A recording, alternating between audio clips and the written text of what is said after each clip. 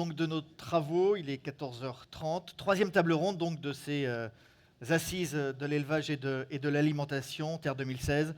Nous allons donc nous pencher cet après-midi sur les atouts de nos agriculteurs, de nos entreprises d'agroalimentaire. Vers quoi devons-nous nous diriger pour que nos agriculteurs, nos entreprises tirent leur épingle du jeu? Et pour commencer, on va parler nutrition animale et santé humaine vers un usage raisonné des antibiotiques. C'est le titre qu'on a donné à cette table ronde. Tout le monde, vous le savez, s'accorde à dire qu'il faut baisser drastiquement l'utilisation d'antibiotiques. Le phénomène de l'antibiorésistance, on en parlera, s'accroît. Et des experts demandent aujourd'hui très officiellement d'accélérer le mouvement et notamment dans l'agriculture. Question, est-ce qu'on peut concevoir réellement une agriculture sans antibiotiques? Les intervenants pour cette table ronde, je les appelle et ils vont nous rejoindre ici. Gilles Salva, il est directeur du laboratoire de l'ANSES de Ploufragan-Plouzané. L'ANSES est l'agence de sécurité sanitaire de l'alimentation. Il est suivi de Thomas Pavy, directeur One Health. Il vous dira exactement ce qu'est cette fonction chez Olmix Group. David Bravo, chercheur, directeur scientifique de Pancosma. Et puis le quatrième intervenant, Pascal Fourchon, vétérinaire auprès de Triskalia. Et messieurs, pour vous interroger, j'appelle donc Alain Pedenier, rédacteur en chef adjoint à Ouest France. Messieurs, vous avez 40 minutes, pas une de plus. Merci Gaël, bonjour à tous. Cette table ronde est intitulée « Vers un usage raisonné des antibiotiques en élevage », ce qui laisse entendre que cet usage ne l'est pas toujours raisonné. Et la conséquence, on la connaît, c'est un phénomène dont on va beaucoup parler au cours de cette table ronde qui s'appelle l'antibiorésistance. Le risque de se retrouver un jour avec des antibiotiques devenus impuissants à traiter un certain nombre d'infections bactériennes, aujourd'hui banales, aussi bien d'ailleurs chez l'homme que chez l'animal. Et selon certaines projections, l'antibiorésistance pourrait entraîner des millions de décès chaque année sur Terre. Autant dire que ce n'est pas seulement une production, un modèle agricole qui est en question cet après-midi à cette table ronde, mais il s'agit bien d'une question de santé mondiale. Alors, je vais me tourner d'abord vers M. Salva. En dehors de vos responsabilités au laboratoire de Ploufragan, vous êtes directeur national santé à l'ANSES. Pour cadrer un peu nos échanges, est-ce que vous pouvez nous redire simplement ce qu'est l'antibiorésistance? L'antibiorésistance, oui, pardon, il faut prendre le micro, excusez-moi. L'antibiorésistance, donc, c'est la capacité qu'une bactérie a, en présence d'un antibiotique, de développer des mécanismes de résistance. Ces mécanismes sont souvent transmis génétiquement avec des petits éléments mobiles qu'on appelle des plasmides. Alors pas toujours, ça peut être sur le chromosome de la bactérie, mais ces plasmides en fait ont l'inconvénient de se transmettre facilement d'une bactérie à l'autre, et notamment dans le tube digestif des animaux et également dans le tube digestif de l'homme. Et ces petits gènes, ces petits morceaux de gènes peuvent passer comme ça de l'animal, des bactéries de l'animal aux bactéries de l'homme. Alors, ce qu'il faut dire quand même, c'est que l'antibiorésistance existait avant que les antibiotiques existent. Enfin, avant que nous ne découvrions les antibiotiques, qui sont, je vous rappelle, une substance naturelle qui est sécrétée par notamment certains champignons ou certaines bactéries. Et on a pu montrer qu'on a retrouvé des gènes d'antibiorésistance dans des carottages très profonds de la calotte glaciaire qui font remonter à plusieurs centaines de milliers d'années l'existence de ces gènes de résistance. Donc, ce n'est pas l'homme qui a inventé la résistance aux antibiotiques, c'est bien une invention de la nature, mais le fait est que chaque fois qu'on trouve un nouvel antibiotique, très vite, après cette découverte, on a des bactéries qui commencent à résister à cet antibiotique parce qu'on va sélectionner les gènes qui existaient, une espèce de jeu de cartes en fait, et elles choisissent les bonnes cartes et les bactéries vont pouvoir résister, un certain nombre d'entre elles en tout cas, à ces antibiotiques. Donc en fait, il n'existe pas d'antibiotique 100% efficace. À un moment donné, l'antibiotique crée sa propre résistance. Voilà, il sélectionne en fait des bactéries résistantes et donc il n'y a pas, enfin pour le moment en tout cas, on n'a pas trouvé une molécule qui permettait de traiter toutes les maladies sans qu'aucune résistance bactérienne n'apparaisse. Après, l'usage modéré dont on va parler cet après-midi, ça consiste à sélectionner le moins possible ces bactéries de façon à garder des antibiotiques efficaces, notamment pour traiter les maladies de l'homme. Alors, on a pris conscience assez récemment, certains disent tardivement, de ce phénomène d'antibiorésistance, au moins chez l'homme. Hein. Tout le monde se souvient ici du slogan « Les antibiotiques, ce n'est pas automatique », destiné autant aux patients d'ailleurs qu'aux médecins. Ça, c'était chez l'homme. Chez l'animal, quand commence réellement le combat contre cette antibiorésistance ? Alors, il a commencé assez tôt en fait par l'interdiction des facteurs de croissance antibiotiques dans l'alimentation des animaux, en tout cas en Europe. Ces facteurs de croissance sont toujours autorisés dans la plupart des pays du monde, y compris les États-Unis, mais pas en Europe. Depuis quand ? Alors, ça a commencé en 99, les premières interdictions, et la dernière molécule autorisée a disparu au 1er janvier 2006. Et alors, vous parlez d'un plan qui a été mis en place. Ça a commencé donc par arrêter les additifs qu'on mettait en continu dans l'alimentation. Alors ça a eu une conséquence paradoxale. Ça a entraîné l'arrêt de ces additifs, a entraîné une augmentation de l'utilisation des antibiotiques en volume, parce que ces additifs permettaient de mieux maîtriser un certain nombre de maladies, notamment digestives, parce qu'ils rétablissaient un équilibre perdu du tube digestif. Et on s'est retrouvé avec des animaux en déséquilibre, d'autant plus que ces interdictions sont apparues simultanément avec l'interdiction des farines animales pour les monogastriques, donc poulet et cochon en particulier, et donc le passage à une alimentation tout végétale qui, il faut bien le dire, pour des animaux qui consomment pour les poulets des vers de terre ou des insectes, en plus des graines, pour les cochons qui sont des omnivores purs, n'est pas une alimentation très naturelle, on va dire. Donc des déséquilibres digestifs pour lesquels il a fallu trouver les bonnes astuces en alimentation, en technique d'élevage pour les maîtriser. Et les antibiotiques ont servi de béquille pendant quelques années, ce qui fait qu'on a eu d'abord une augmentation. Il y a eu un rebond. Et très vite, on s'est rendu compte que sur certains antibiotiques qui étaient critiques chez l'homme, on parle des céphalosporines notamment et des fluoroquinolones, qui sont deux familles qui sont très utilisées chez l'homme pour des affections graves, on s'est rendu compte qu'on allait un peu dans le mur en sélectionnant beaucoup de bactéries résistantes chez l'animal. Et à partir de 2007-2008, il y a eu une vraie prise de conscience. Et à partir de 2010, par exemple, en production porcine, les producteurs de porc ont volontairement décidé d'arrêter l'utilisation de ces céphalosporines, notamment au moment du post-sevrage, qui était une période critique chez le porcelet, notamment pour l'apparition de diarrhée due aux transitions alimentaires entre l'alimentation lactée et une alimentation solide. Et donc on a arrêté l'utilisation de ces antibiotiques, ce qui a entraîné une baisse de 85% entre 2010 et 2014 de l'utilisation de ces céphalosporines. Donc on va dire que tout n'est pas noir. On a des initiatives qui font progresser les choses. Et en parallèle, le ministère de l'Agriculture a mis en place en 2012 le plan Éco-Antibio 2017, qui se finit donc l'an prochain, et dont le but est de réduire le premier objectif était de réduire de 25% l'utilisation des antibiotiques dans les filières animales sur les 4 ans du plan, ou 5 ans. Objectif, on en reparlera peut-être, mais qu'on va vraisemblablement atteindre, peut-être dépasser même pour beaucoup des molécules qui sont les molécules les plus sensibles pour le traitement de l'homme. Alors, c'est toujours un peu paradoxal parce qu'on sait ce que l'on doit aux antibiotiques, nous tous, pour notre santé.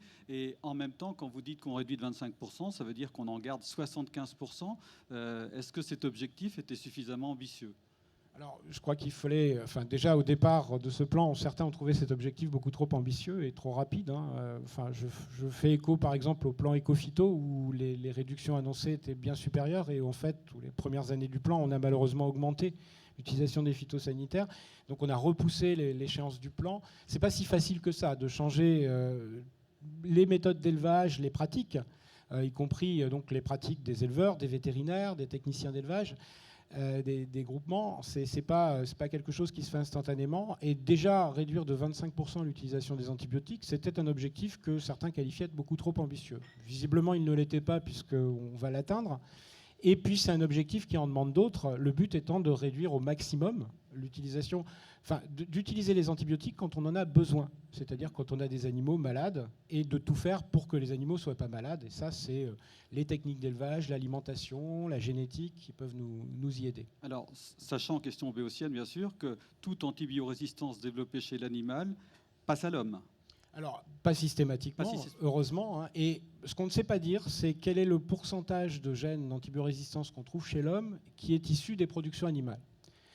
Ça, on ne sait pas faire. On n'est pas capable de dire quelle est la part de l'alimentation ou du contact avec les animaux dans l'antibiorésistance chez l'homme. on pense que la première cause de résistance aux antibiotiques chez les bactéries humaines, c'est la prescription qui est faite dans le monde médical, dans certains cas, où on peut utiliser aussi. C'est pour ça qu'il y a le ministère de la Santé a des campagnes contre l'utilisation abusive des antibiotiques en médecine humaine.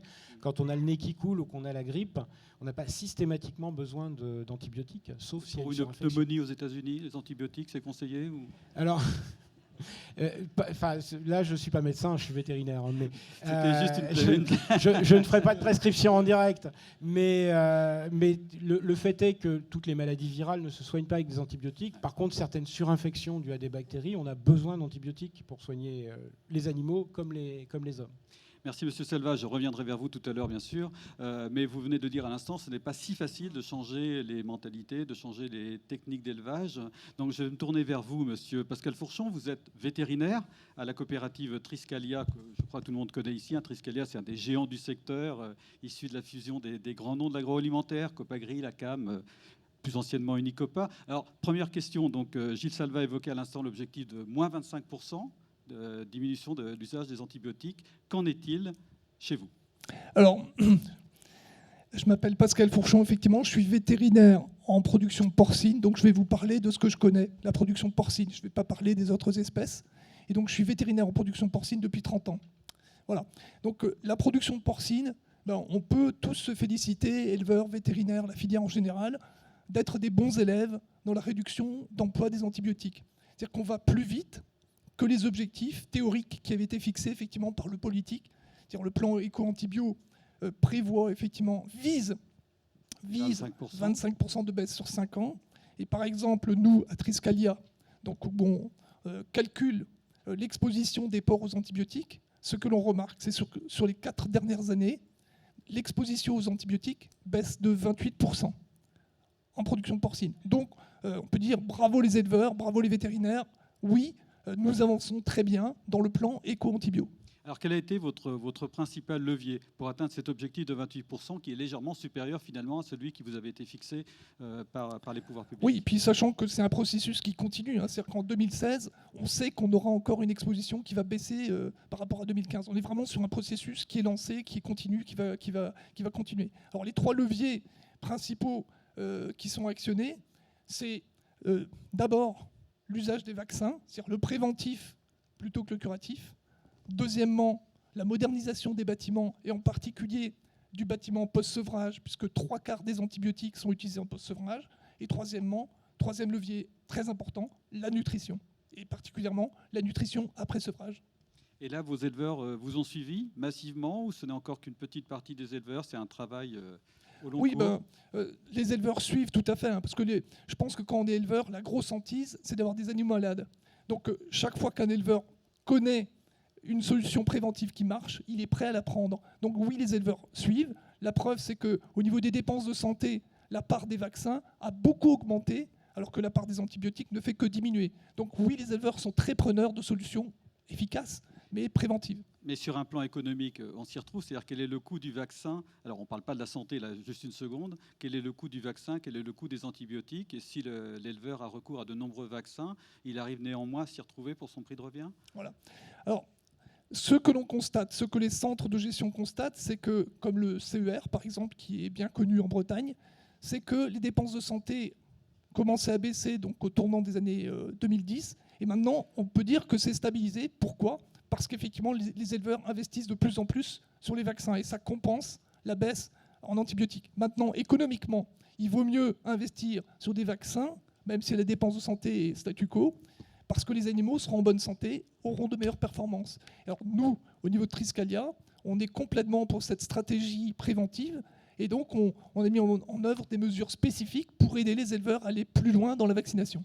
Et donc, quelle part de vos éleveurs est vraiment impliquée dedans, là, aujourd'hui? On peut dire que 100% des éleveurs utilisent de plus en plus de vaccins. Maintenant, il y a dans certains élevages la nécessité d'employer plusieurs vaccins pour protéger les porcelets. On a actuellement développé ce qu'on appelle une politique combo dans les élevages où il y a plusieurs pathogènes majeurs qui circulent. Et donc, dès qu'on a besoin de faire appel à 3 vaccins sur les porcelets, Triskalia aide les éleveurs, d'une part, au niveau du diagnostic de laboratoire, puisque c'est le point de départ, et deuxièmement, en pratiquant des remises sur le coût des vaccins pour que les éleveurs ne soient pas freinés sur l'utilisation de ces vaccins quand c'est utile. Et là, ils sont plutôt partants. Là, vous Ah oui, sentez oui, une oui, adhésion des Oui. éleveurs. Donc d'année en année, on a de plus en plus d'éleveurs qui sont engagés dans cette stratégie combo, mais là aussi c'est ciblé, c'est-à-dire que tous les éleveurs n'ont pas besoin de 3 vaccins sur leur porcelet, ça dépend de la situation sanitaire de chaque élevage, d'où l'importance capitale du diagnostic. Donc c'est très très important d'engager des moyens dans le diagnostic médical. Et donc, c'est bien l'usage de ces vaccins qui explique pour une large part l'objectif de 28% que vous avez atteint, ou il y a d'autres facteurs? Les 3. Hein. Donc, je vous ai dit 3 leviers. Donc, les vaccins, c'est très important puisqu'on est dans la prévention. On évite aux animaux de tomber malades. Et on a la chance maintenant de disposer de vaccins contre pratiquement tous les pathogènes principaux du porc. Chaque année, il y a des nouveaux vaccins qui arrivent parce que les laboratoires pharmaceutiques investissent complètement dans les vaccins. Ils ont laissé de compter les antibiotiques. Et toute la recherche est vraiment basée là-dessus. Donc on a cette chance-là. Donc les vaccins, c'est très très important. Mais je vous ai parlé du bâtiment post-sevrage. Et ça aussi, c'est capital. Parce qu'en fait, 3/4 des antibiotiques sont utilisés dans la période qui suit le sevrage. La période qui suit le sevrage est très difficile. Donc Gilles Salva vous parlait de passage de l'alimentation lactée à l'alimentation végétale. C'est très compliqué pour le porcelet. Et puis aussi pour le porcelet, il quitte sa fratrie et puis il va être rassemblé avec d'autres porcelets. C'est un petit peu comme quand les enfants vont à la crèche. Exactement, vont à la crèche, exactement, ou en maternelle. Donc là, beaucoup plus de risques. Et donc, il est très important d'investir, de mettre le paquet sur la qualité du bâtiment post-sevrage. Et on a fait une étude donc avec une étudiante de l'ESA, donc Maïwen Bourdoulos, qui a étudié les facteurs associés à la démédication. Et un des facteurs les plus importants, c'était la modernisation du post-sevrage, puisque entre avant et après la modernisation, il y avait une chute de 33% de la consommation d'antibiotiques dans les élevages qui modernisaient ce bâtiment juste après le post-sevrage. Donc c'est stratégique, il faut mettre le paquet sur ce bâtiment-là. Donc ça, et le troisième point, c'est la nutrition. Merci beaucoup, Monsieur Fourchon. Je reviendrai vers vous également en fin de table ronde, sachant que j'essaie de garder un maximum de temps pour que vous puissiez répondre aux questions des personnes dans la salle, parce que j'imagine qu'elles seront très nombreuses. On va maintenant se tourner peut-être avec vous, Monsieur Pavy, vers des alternatives aux antibiotiques. Parce que voilà, on peut diminuer l'utilisation d'antibiotiques, on peut renforcer la résistance des animaux avec d'autres moyens. Et le vôtre, ce sont les algues. Alors, vous êtes vétérinaire de formation, en charge du développement du projet One Health chez Olmix, qui est un de nos partenaires pour ces premières assises Terre 2016. 2 mots sur Olmix avant de commencer, peut-être? Oui, Olmix, c'est avant tout une PME bretonne et fière de l'être. Effectivement, l'idée, c'est on est à la fois dans l'innovation, les biotechnologies, et en même temps, on cherche à valoriser les produits du territoire, les ressources naturelles, que ce soit les algues ou demain le poulet élevé sans antibiotiques avec des algues, le porc, etc. Alors, votre projet part d'une conviction, c'est que l'utilisation des algues peut renforcer l'immunité, on va dire ça comme ça, des animaux. Alors là, il faut que vous nous expliquiez un petit peu comment ça marche. Oui, effectivement. Alors, il y a des gens qui vont en Amazonie, en haut de la canopée, pour essayer d'extraire dans des plantes exotiques des nouvelles molécules pharmaceutiques, etc., ou des propriétés actives. Mais nous, on est parti du constat qu'il n'y a peut-être pas besoin d'aller aussi loin. Sur les côtes bretonnes, on avait une ressource naturelle, les algues en l'occurrence, qui aussi peut-être avaient des propriétés intéressantes. Et donc, on a développé des programmes de recherche, notamment avec l'ANSES et avec d'autres organismes comme la Station biologique marine de Roscoff, etc., pour essayer d'identifier si dans les algues qu'on trouve sur les côtes, on pouvait mettre en évidence des molécules d'intérêt.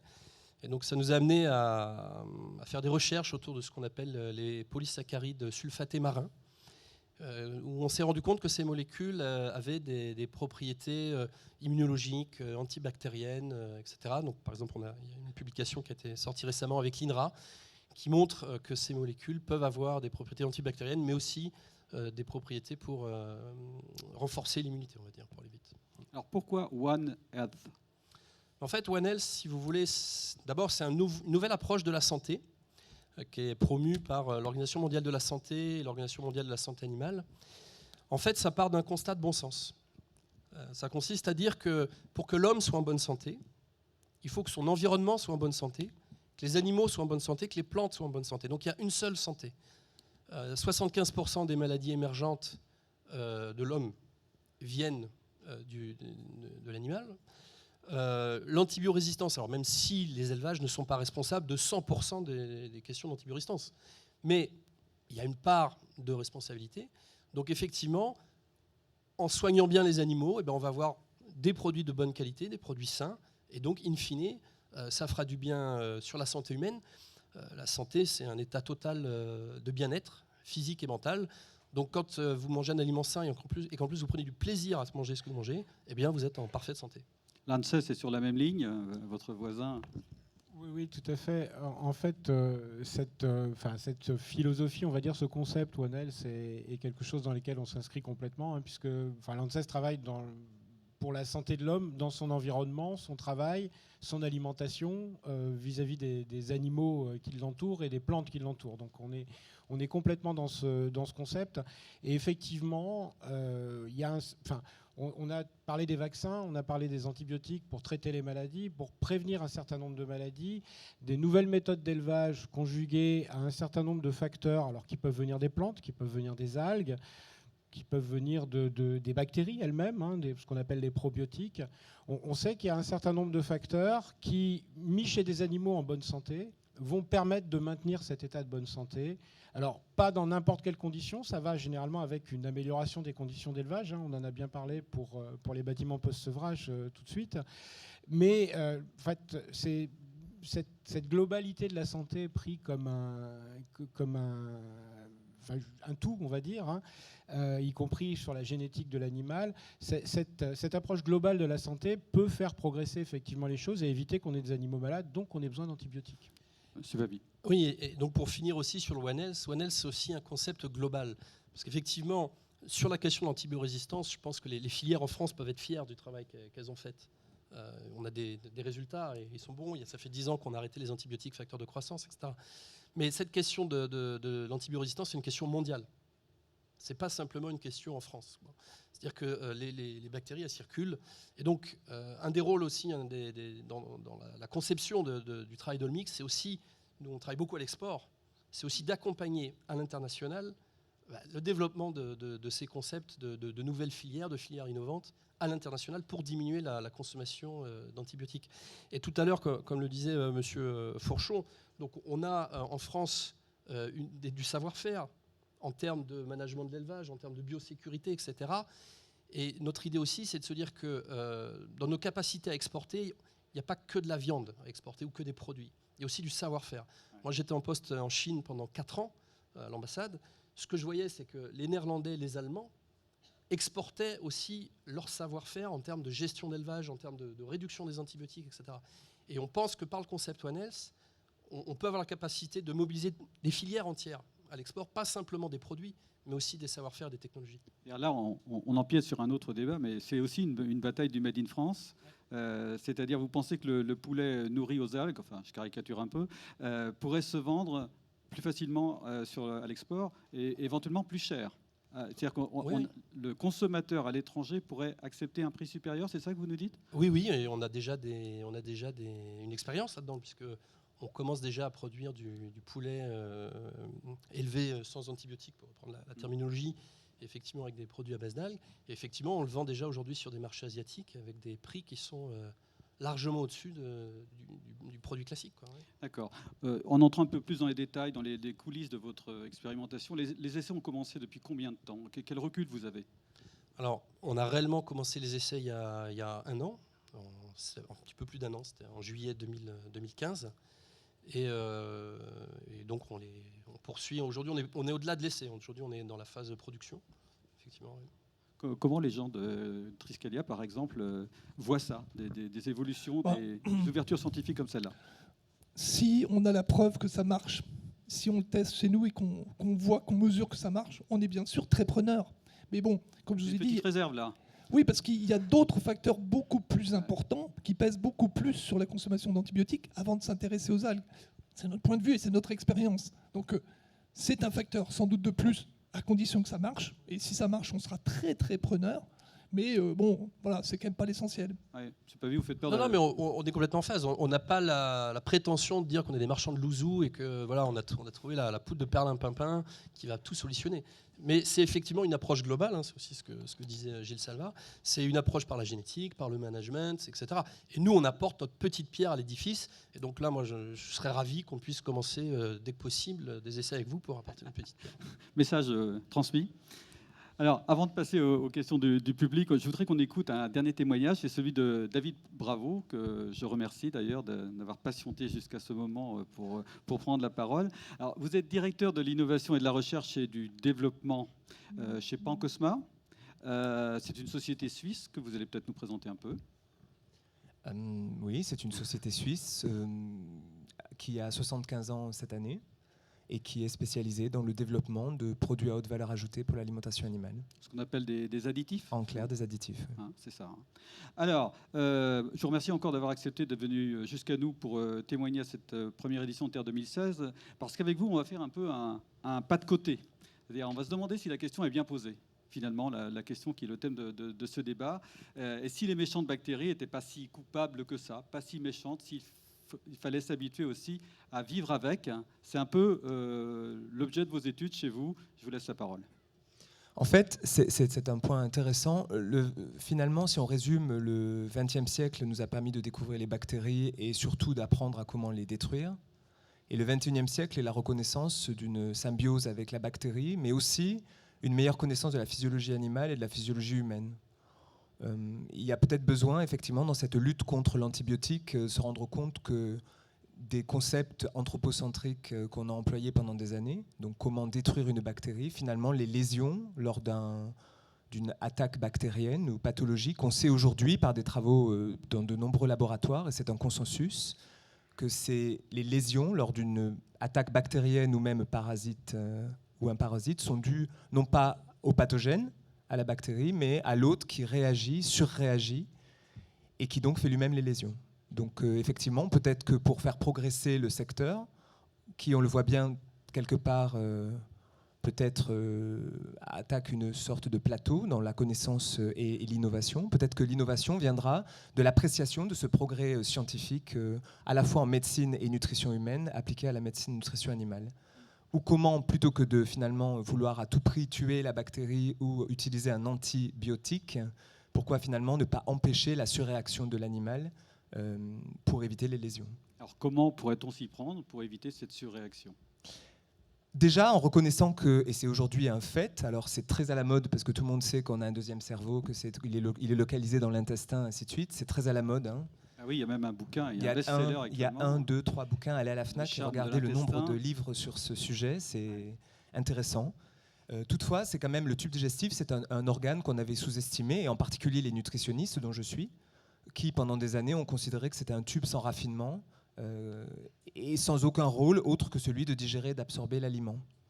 On sait aujourd'hui que ce n'est pas du tout le cas. Nous avons publié dans la revue Nature en 2013 un article intitulé « L'intestin comme organe sensoriel intelligent ». C'est un organe sensoriel comme la langue, comme le nez. Il détecte son environnement et il permet de... Et quand on sait communiquer finalement avec de l'additif, avec des produits, avec la nutrition, j'y reviendrai, finalement on peut lui faire produire des éléments protecteurs pour l'animal. Par exemple le porcelet au sevrage ou d'autres. Mais ça nécessite un changement presque de référence ou de paradigme finalement. Je parlais de... Ça, c'est la première chose, reconnaître l'intestin comme un organe physiologique, au rôle physiologique cardinal. Et dans cette lutte, si j'ose dire, contre l'antibiotique, je pense que ça ne peut pas être fait sans reconnaître le rôle physiologique de l'intestin. Mais aussi considérer que la nutrition, et ça c'est très vrai en alimentation humaine, et je pense que ça doit être le cas en alimentation animale aussi, la nutrition n'est pas que source de nutrition, l'aliment n'est pas que source de nutrition, c'est aussi une source de non-nutrition. C'est-à-dire, et comme l'intestin est un organe sensoriel, finalement, l'aliment est une source d'information. Et donc, si on peut communiquer avec cet intestin, on peut, par exemple, au sevrage, chez le porcelet, grâce à des édulcorants, faire sécréter une hormone protectrice, le GLP-2, qui, finalement, protège l'intestin contre les attaques pathogènes. On peut, et ça a été démontré par mon confrère, on peut aussi, en acceptant tous ces nouveaux concepts, reconnaître des éléments qui ont été perdus en Europe et dans les pays de l'Ouest, mais qui ont été maintenus en Asie par les médecines traditionnelles asiatiques, on peut se rendre compte que l'utilisation d'extraits végétaux, par exemple, est bénéfique pour l'animal. Mais attention, Votre voisin Pin du Chef, ça rejoint aussi sa démarche, c'est ça. bien sûr. C'est pour ça que je le citais. Donc l'extrait végétal, non pas comme antimicrobien, mais comme élément favorisant la physiologie, la protection de l'animal. Voilà. Si vous voulez compléter, bien sûr. Non, je crois qu'on est complètement en phase. Tout ça, en fait, c'est une approche beaucoup plus harmonieuse, finalement, entre l'homme, son environnement, qu'il soit extérieur ou intérieur. Hein, l'intérieur du tube digestif, ça fait partie de l'environnement. Mais aussi entre l'éleveur et son élevage. Je rejoins donc un peu ce que disait aussi tout à l'heure le monsieur Fauchon. Voilà, à partir du moment où l'éleveur est il est mieux dans son élevage avec ses animaux, eh ben, les animaux vont être en meilleure santé. Et redonner finalement de l'harmonie. Tout à l'heure, il y a eu une intervention d'un éleveur qui disait « Moi, je ne veux pas que mes enfants fassent ce métier ». Voilà, c'est ça aussi, c'est redonner des perspectives aux éleveurs, de façon à leur redonner l'envie de faire quelque chose. Et le goût du métier. Alors, monsieur... Mais par contre, on leur redonnera le goût que si derrière, ils s'y retrouvent financièrement. Bien sûr, bien sûr. Je crois qu'à Triscalia, on sera d'accord là-dessus. Oui, donc sur la nutrition, effectivement, c'est un volet très très important. Effectivement, il y a les fonctions basiques de nutrition, mais il y a aussi des fonctions de protection, effectivement. Donc nous, on s'en est rendu compte, effectivement, en incorporant des produits comme les antioxydants, qui effectivement permettent aux cochons de mieux réagir au stress. Et le sevrage est un stress majeur. Donc, il consomme beaucoup d'antioxydants, donc il faut lui en apporter des antioxydants qui peuvent être naturels, comme les polyphénols.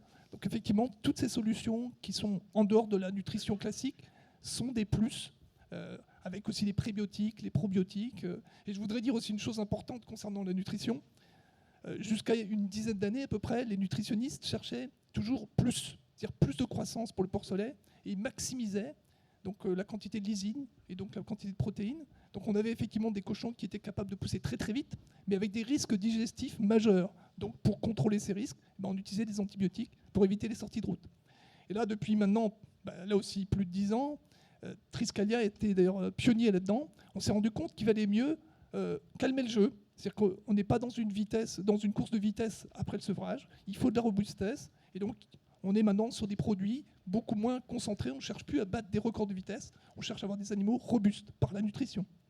Monsieur Bravo, vous avez beaucoup insisté avant cette table ronde quand je vous ai eu au téléphone. Je ne suis pas là pour faire la pub de Pancosmar, hein, mais pour apporter des éléments scientifiques. Hein. Vous avez beaucoup insisté là-dessus. Néanmoins, est-ce que vous pouvez nous donner quelques exemples de produits issus de la nature qui ont contribué à atteindre cet objectif que vous décriviez à l'instant ? Alors, je rebondis sur ce que vous venez de dire. En effet, et je réponds à la question en même temps, par exemple, aujourd'hui, on peut, et c'est l'Europe qui l'a décrété dans par exemple l'accréditation ou l'agrément d'un produit à base d'extraits végétaux qui permet d'augmenter de 4% l'efficacité alimentaire d'un poulet. Ça vous montre bien que là, ce produit-là n'a pas de valeur nutritionnelle en soi. C'est parce que le produit a un effet intestinal, protecteur en l'occurrence, ou réduisant la surréaction à l'environnement, c'est ce que vous disiez en termes d'antioxydants ou autres, que ce produit peut se traduire par une amélioration de la productivité, du bien-être et de la santé de l'animal. Ce que je veux dire ici, c'est que finalement, peut-être qu'il faut aller chercher dans la non-nutrition, dans l'information apportée par l'aliment, finalement, peut-être un nouveau référentiel pour considérer ou raisonner, puisque c'est le but de la table ronde, l'utilisation d'antibiotiques. Et donc intégrer le progrès scientifique. C'est le moment ou jamais, hein, parce que c'est aujourd'hui que les progrès scientifiques sont faits à la fois sur la nutrition et la physiologie digestive de l'humain et de l'animal. Alors les exemples, comme vous le disiez, il y en a plusieurs. Par exemple, l'utilisation, et ça a été publié dans des revues très prestigieuses, hein, comme la revue britannique de nutrition, l'utilisation de la molécule issue du piment rouge à de très faibles doses permet une réduction de la surréaction de l'animal à son environnement, au stress ou aux bactéries pathogènes. C'est un élément. Et alors, moi, mon rôle, c'est surtout pas de faire de la propagande pour Pancosma, c'est de montrer que ce sont des faits scientifiques avérés. Aujourd'hui, il existe de par le monde des laboratoires de recherche qui travaillent sur finalement comment l'animal, le mammifère ou l'oiseau, a coévolué avec le végétal. Et comment, en fait, ces molécules issues de plantes sont reconnues par des récepteurs qu'on appelle interroyaumes. Ce sont ceux qui permettent aux animaux de s'adapter à l'environnement végétal, comment on peut utiliser, manipuler finalement ces récepteurs de manière à leur faire, à faire par l'intestin une réaction physiologique bénéfique pour le bien-être, la santé ou la productivité de l'animal d'élevage. Mais ce n'est qu'en acceptant la totalité du concept que l'on peut progresser. Vous remarquerez qu'à aucun moment je n'ai cité l'antimicrobien. Gilles Salva. Juste pour dire que ces progrès sont liés, enfin, l'importance récente qu'on accorde au contenu de notre tube digestif est liée aussi au progrès de la recherche. Moi, j'ai commencé ma carrière il y a 30 ans déjà, c'est beaucoup. J'ai commencé par cultiver des bactéries du tube digestif pour trouver des bactéries qui naturellement allaient exclure les salmonelles, qui sont un autre qu'on ne souhaite pas avoir dans les tubes digestifs. Et à l'époque, je n'étais pas très bon en plus, comme chercheur sûrement, mais on arrivait à cultiver à peu près 0,1% de ce qu'il y avait dans le tube digestif. 1%, dans le meilleur des cas, on arrivait à 2-3% quand on était vraiment très très bon. Ce qui m'arrivait de temps en temps, mais c'était un éclair de génie, on va dire. C'était rare.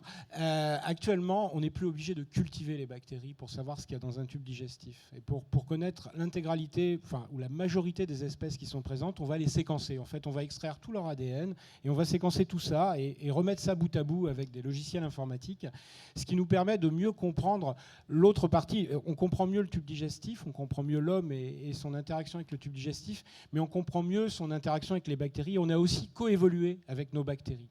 Et avec les plantes, comme vous le disiez très bien, mais aussi donc avec notre nutrition. Mais quand on se nourrit, on nourrit aussi nos bactéries. Mais certains disent surtout d'ailleurs, parfois trop. Mais on a cette interaction de l'homme avec les bactéries de son tube digestif, et on va trouver comme ça des compositions de flore digestive qui sont très différentes d'un endroit à l'autre du globe, parce que l'alimentation est différente, parce que le climat est différent, etc. Quand on dit très différentes, qui sont différentes sur des choses qui ont du sens en fait en termes de recherche. Ça, c'est possible parce qu'on a des techniques pour le faire. Donc, on peut gager quand même que ce champ d'investigation, il va progresser fortement dans les 5-10 années qui viennent parce qu'on a les méthodes pour le faire. Et ça, c'est important de le dire aussi pour donner aussi de l'espoir aux éleveurs et puis aux médecins aussi. Alors, pour soigner certaines maladies. Ça donne de l'espoir aux éleveurs, ça donne de l'espoir aussi aux consommateurs qui suivent ces débats de très près. C'est une question que je vous pose à tous. On sent à travers vos témoignages s'ouvrir des voies nouvelles tout à fait passionnantes. Est-ce que ça se passe de la même manière dans des pays concurrents de la France, au Brésil, aux États-Unis? Est-ce que les chercheurs sont écoutés de la même manière par les producteurs de ces immenses élevages qu'on voit de temps en temps à la télévision? Parce que voilà, vous êtes sur un marché mondialisé et vous ne pouvez pas y aller tout seul. Je ne sais pas qui veut répondre. Après, je parlais de l'interdiction des additifs antibiotiques facteurs de croissance. Ils sont toujours autorisés aux États-Unis. Par exemple, aux États-Unis, voilà. Ils sont toujours autorisés au Brésil. Mais alors, par contre, ça commence à être remis en cause aux États-Unis, quand même. Oui. Il y a un vrai mouvement de population qui vient des consommateurs, qui vise à interdire, et puis de la constatation que l'antibiorésistance pose aussi un problème aux États-Unis. Mais pour le moment, c'est pas le modèle européen n'est pas le modèle qui est mondialement le plus répandu, on va dire. Par contre, c'est l'euphémisme. Nous, on pense que c'est un modèle de bon sens et que, au cours de l'histoire de l'humanité, parfois le bon sens l'a emporté. Parfois. Moi, je pense que, comme tu le disais tout à l'heure, on est à un moment d'un tournant des choses. On est au bon moment. Moi aussi, si tu veux, je me disais, les États-Unis, ils utilisent encore l'argamanul, l'antibio, facteur de croissance et tout.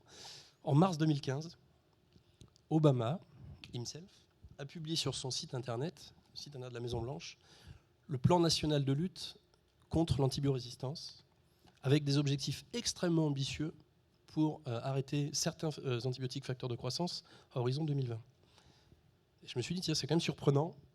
Là, les Américains ont vraiment fait un tournant. Alors, effectivement, quand tu vas aux États-Unis, tu vois qu'il y a dans les chaînes de magasins, dans le développement des chaînes de fast-food, tu vois qu'il y a un engouement pour le sans antibiotiques. Ouais. Mais à mon avis, il n'y a pas que ça. Smithfield a été racheté par des Chinois. La question de l'antibiorésistance, elle est majeure en Chine. La première chose que Smithfield a faite quand ils ont été rachetés par Shanghai a dit, vous arrêtez la ractopamine. Voilà. Donc la vertu pourrait venir d'Asie. Pas seulement, mais entre autres, J'ai rencontré le vice-président de l'association brésilienne des producteurs de volailles à Shanghai récemment. D'ailleurs. Et le gars m'a dit, mais ça nous intéresse ce que vous faites là avec les algues, parce qu'on est en train de réfléchir aux alternatives aux antibiotiques facteurs de croissance. Ils ont très bien compris que demain, le marché, le rebond de marché risque d'être en Asie. Aujourd'hui, en France, en Bretagne, on a un avantage concurrentiel sur ces gens-là parce qu'on n'utilise pas d'antibiotiques facteurs de croissance et qu'on a des éleveurs qui sont capables techniquement, par le management, etc. Voilà. Si aujourd'hui, on ne valorise pas, notamment l'export, cette compétence, vous inquiétez pas que dans D'autres 3-4, les Brésiliens, dans 5 ans, ils le font. Ouais. Donc c'est maintenant qu'il faut- on va conclure avec Pancosma. Vous vouliez rajouter quelque chose et puis après on va passer aux questions de la salle et des étudiants. C'était pour effectivement conclure ce que vous disiez, parce que effectivement, les Américains, par exemple, ou les Chinois souhaitent retirer les antibiotiques. Ils n'en sont qu'encore au retrait de l'antibiotique facteur de croissance, chose qui a été faite en France en 99, comme vous le signaliez, et en 2006. Aujourd'hui, c'est vrai, l'avantage, toute cette connaissance, la reconnaissance du fait que le bâtiment d'élevage, mais aussi la nutrition et la vaccination sont des éléments qui peut-être aujourd'hui vous paraissent évidents, et ils ne le sont pas du tout pour un Américain ou un Brésilien ou un Chinois. Mais ils apprennent. Ils apprennent et ils peuvent apprendre. D'accord. Toutefois, Gaël. là, il y a un avantage concurrentiel. Merci. On va passer donc aux questions dans un instant. Les questions de la salle et d'abord les questions en direct de l'amphithéâtre des étudiants, voilà, qui apparaissent à l'écran. Voilà, j'ai vu une jeune demoiselle lever la main.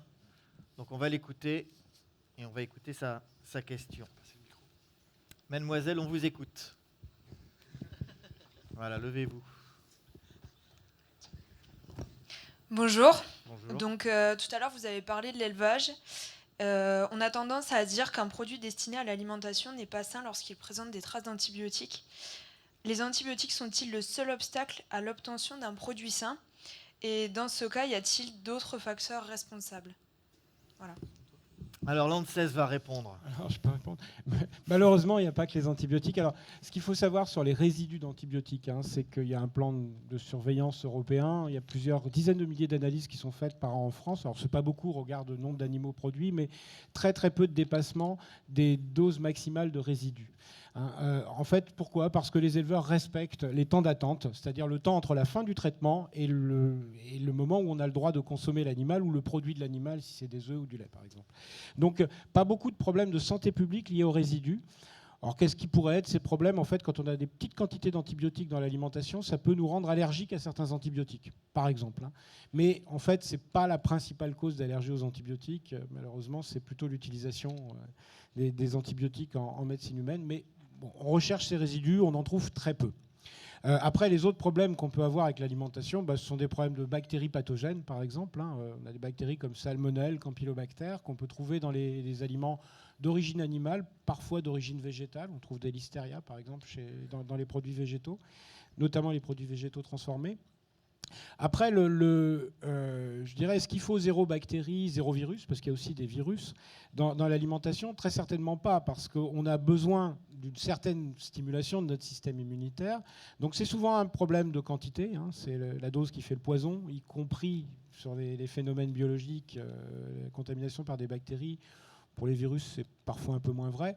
Mais en fait, on se rend compte que dans les pays où on a beaucoup mieux assaini que chez nous, par exemple, les filières animales, où il n'y a plus Quel du pays, tout de par salmonelle. La Suède, le Danemark un peu moins, parce que c'est des conditions de production à peu près semblables aux nôtres, mais Suède, Finlande, Norvège. En fait, le Suédois, chez lui, quand il consomme des produits suédois, est rarement malade. Par contre, il voyage très mal. Parce que n'ayant pas une immunité stimulée par ce qu'il a consommé depuis tout petit, il a très peu d'anticorps contre des bactéries comme Salmonelle ou Campylobacter. Et il y a énormément de cas de salmonellose et de campylobactériose en Suède qui sont dus simplement au fait que les Suédois voyagent. Parce qu'on est dans un monde global. De la même façon que nous, quand on voyage dans certains pays, on attrape une tourista. C'est juste un colibacille auquel on n'est pas habitué. Ouais. Et qui, pendant une semaine, va nous causer quelques déboires, pas très graves en général, mais assez incommodants. Donc les réponses ne sont pas aussi simples qu'on veut bien le dire. On va passer aux questions dans la salle. Est-ce qu'il y a des questions? N'hésitez pas à lever la main. On va essayer de mettre un peu de lumière. Voilà, merci. Pas de questions? Oui, si. Ah, monsieur. va hâter le pas, si c'est possible.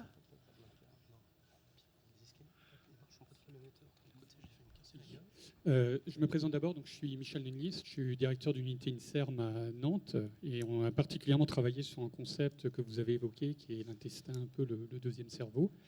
Et je vais juste faire plus un commentaire aussi pour vous dire combien en santé humaine on entre un peu en résonance avec les problématiques que vous avez évoquées, qui est finalement comment utiliser l'alimentation, non pas seulement comme un moyen de nous faire évoluer en taille, mais surtout peut-être pour utiliser ses propriétés intrinsèques pour répondre finalement à des stress, à des challenges, et aussi pour prévenir les maladies. Parce que je pense que dans notre monde économique actuel, la prévention en termes de santé publique est un enjeu majeur.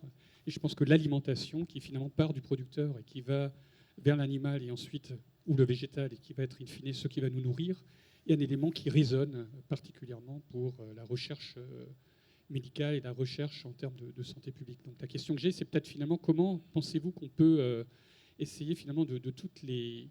pour optimiser finalement ces efforts de recherche, pour ne pas faire des doublons, comment est-ce qu'on arriverait finalement à développer des projets de recherche communs autour de la santé animale et de la santé humaine, et où est-ce que vous pensez que c'est illusoire? Ce qui est bon pour le cochon est-il forcément bon pour l'homme?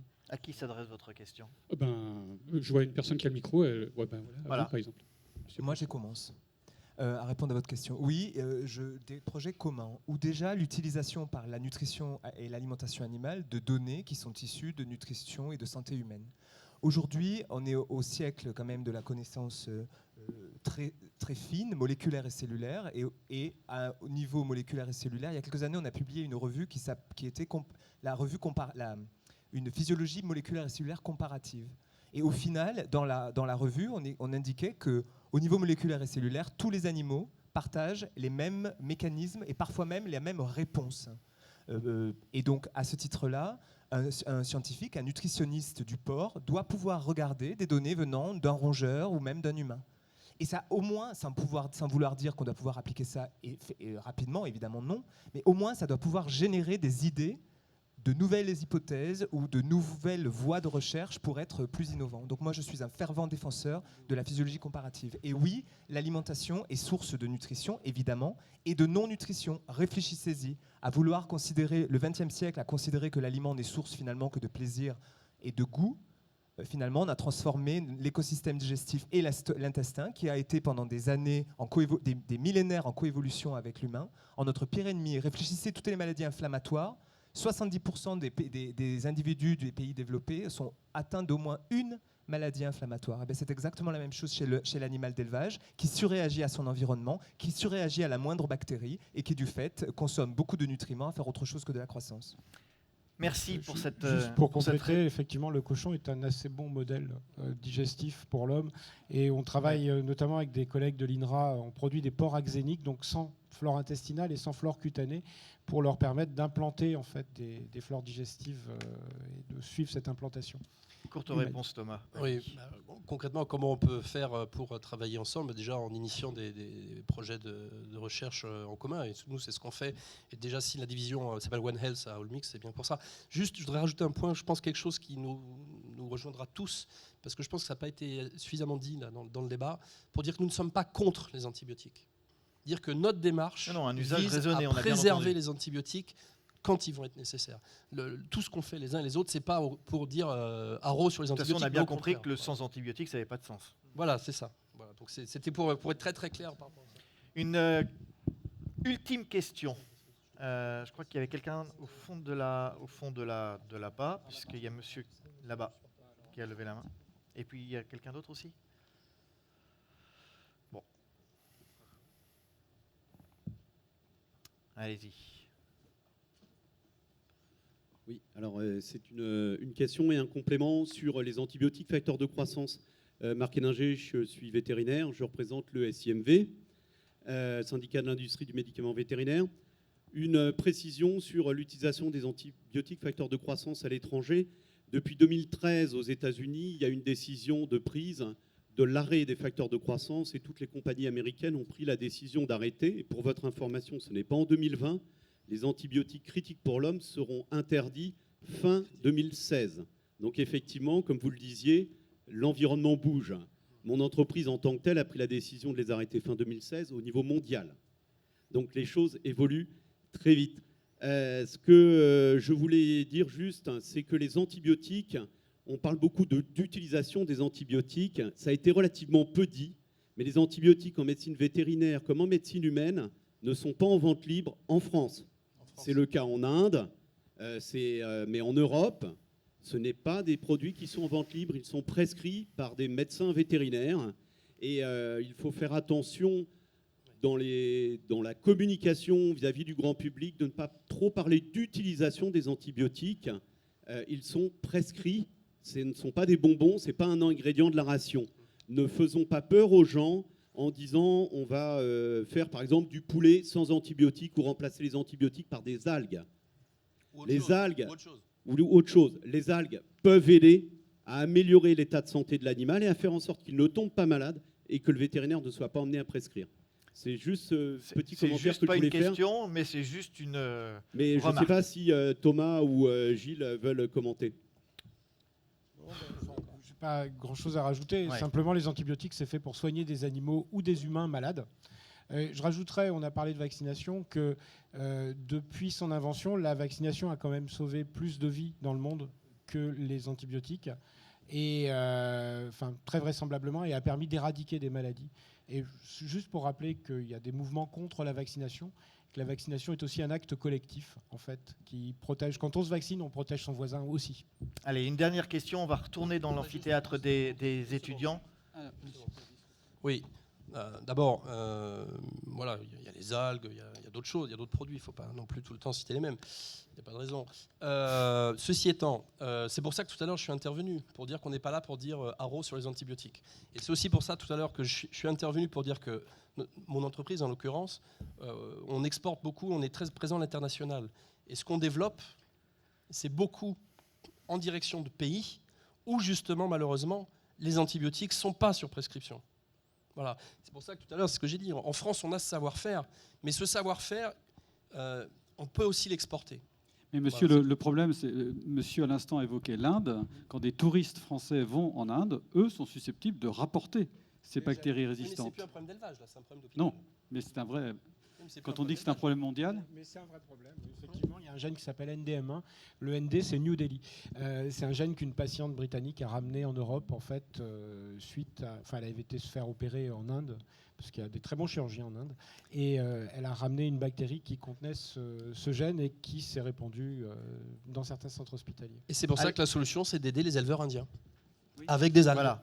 Bon, allez, une dernière question avant de clore cette table ronde. Direction donc l'amphi, puisque un étudiant a souhaité poser une ultime question. On vous écoute, si on arrive à voir l'image de l'amphithéâtre.